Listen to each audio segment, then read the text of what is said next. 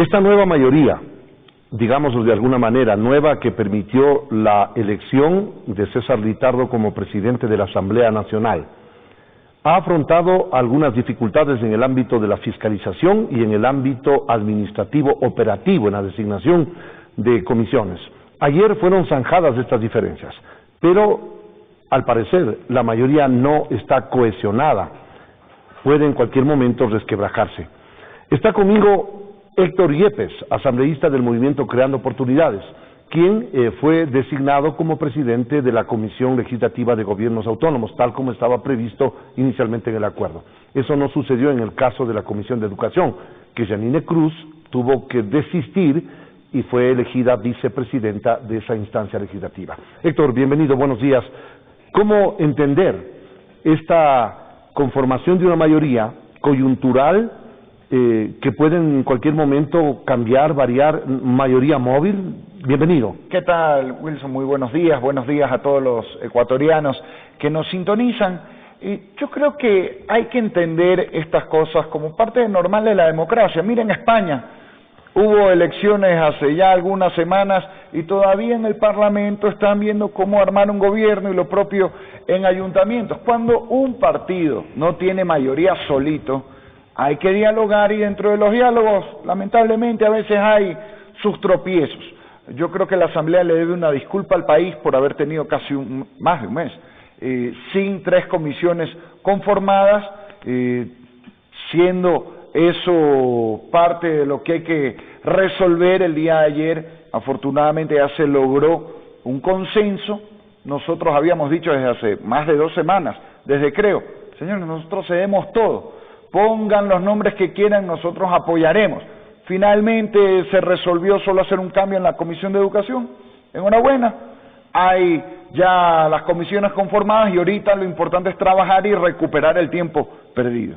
¿Eso va a prevalecer? Esta mayoría es no únicamente para saltar esa coyuntura, porque en fiscalización ya ve lo que sucedió con el juicio a la ex canciller María Fernanda Espinosa. Bueno, en el caso de María Fernanda Espinosa faltaron 4 votos del morenismo que a última hora que se fueron al baño, se sintieron mal.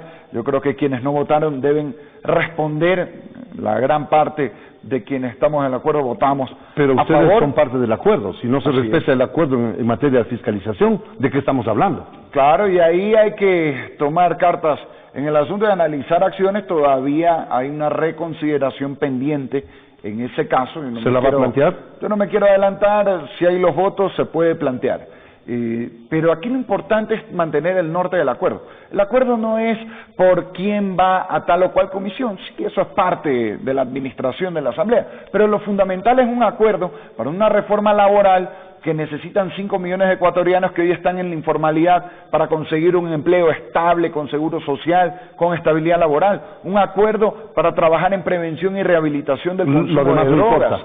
No, lo demás importa, pero esto es lo esencial. En la Asamblea vamos para resolver estos temas que son los que le quitan el sueño día a día a la gran mayoría de ecuatorianos, a las familias, endurecer las leyes en contra de la delincuencia, ayudar a más de 9.100 jóvenes que están en coactiva por créditos estudiantiles y que necesitan una ayuda del gobierno para poder salir adelante y conseguir un empleo. Entonces, yo creo que no hay que perder la perspectiva de las cosas. Sí, es importante el tema de las comisiones, pero lo fundamental... ¿Y la fiscalización? Y por supuesto la fiscalización está ya ahora a libre albedrío. No, la fiscalización también es fundamental, y hay 2 temas adicionales.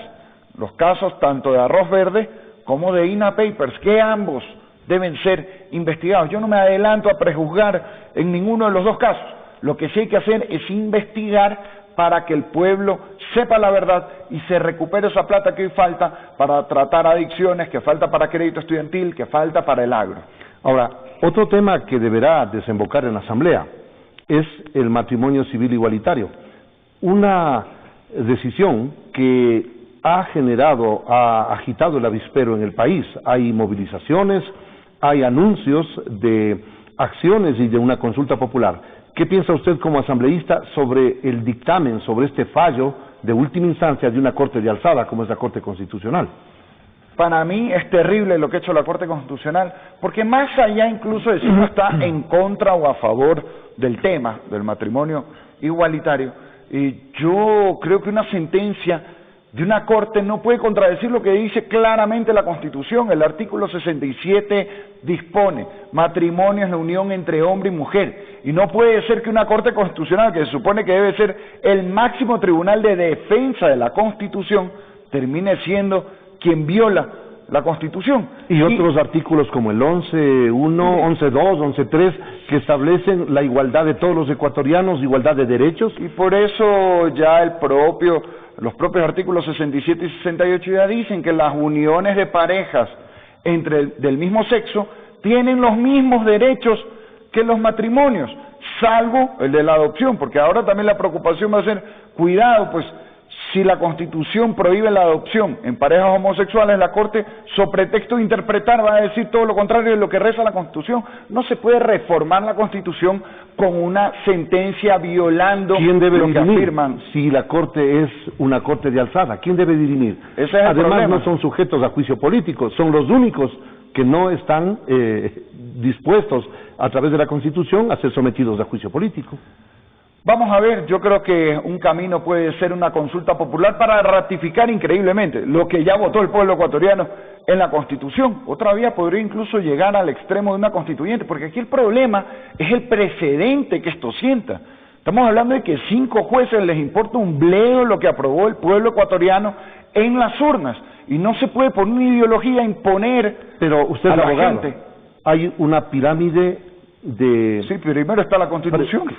¿Y los acuerdos internacionales en dónde están? ¿Y en qué ¿Están por encima? ¿Y en qué tratado internacional dice que, Pero que somos parte hay del matrimonio sistema, homosexual? somos parte del sistema interamericano de derechos humanos, somos suscriptores de ese acuerdo. Mire, hay una opinión consultiva de la Corte Interamericana, y el propio expresidente de la Corte Interamericana de Derechos Humanos, no lo digo yo, lo dice el doctor Hernán Salgado, que es el jurista más destacado en trayectoria que tiene este país.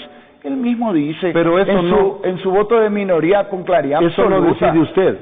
Sí, pero discúlpeme. Decidió la Corte. Bueno, es una decisión de la Corte. Sí, pero la Constitución dice otra cosa, pues habrá que valorar también.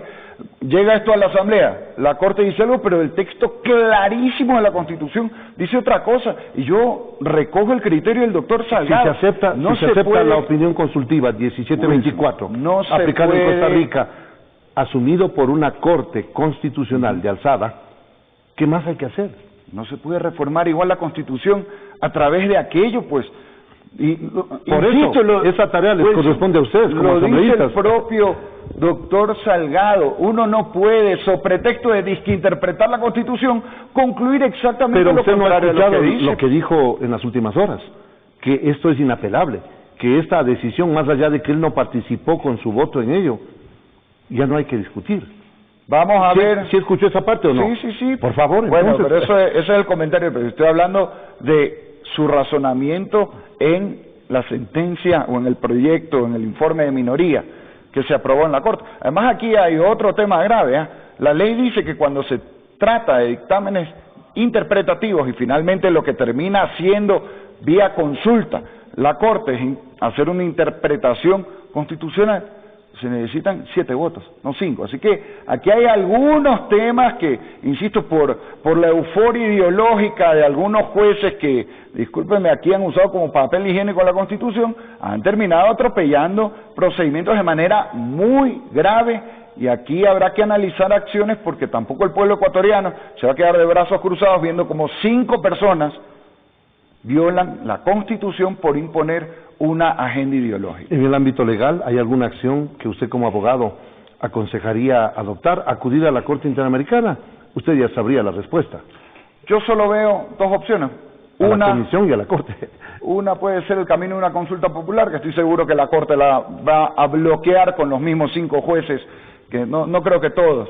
Pero tiene que tener el control de la Corte, esa consulta, si claro, se la plantea. Pero si 5 jueces ya decidieron violar la Constitución, no me sorprendería que también decían impedir el derecho a una consulta popular. Otro camino podría ser llegar al extremo de una constituyente. ¿Y quién convocaría esa constituyente? ¿Cómo se armonizaría? ¿Quiénes estarían dispuestos a impulsarla? ¿Usted, el movimiento Creo? Yo en lo personal, por supuesto que estaría dispuesto a impulsarla. No me tome el nombre del partido porque en estos temas siempre hay diferencias al interior de cada partido y son respetables. Yo respeto mucho a quienes piensan distinto en este tema. Lo que no se puede hacer es imponer 5 personas una reforma constitucional que nunca ha sido decidida por el pueblo ecuatoriano. Y además quiero aclarar algo, yo no tengo nada en contra de las personas que tienen una orientación sexual distinta, estoy a favor de que tengan igualdad de derechos con respecto al matrimonio. Es más, si en la ley hubiera algo que en temas de fondo, por ejemplo, les complicara derecho a heredar, a sociedad de bienes, aunque eso ya lo tienen, pero digamos que hubiera alguna discriminación, eso yo estaría totalmente de acuerdo en que eso se ajuste, pero no podemos imponer el nombre de matrimonio a esa unión cuando la Constitución claramente dice lo contrario. Muchas gracias, Héctor, muy amable. Muchas gracias. El asambleísta del movimiento Creando Oportunidades, Héctor Yepes, en diálogo con Sonorama y Canal 1 a nivel nacional.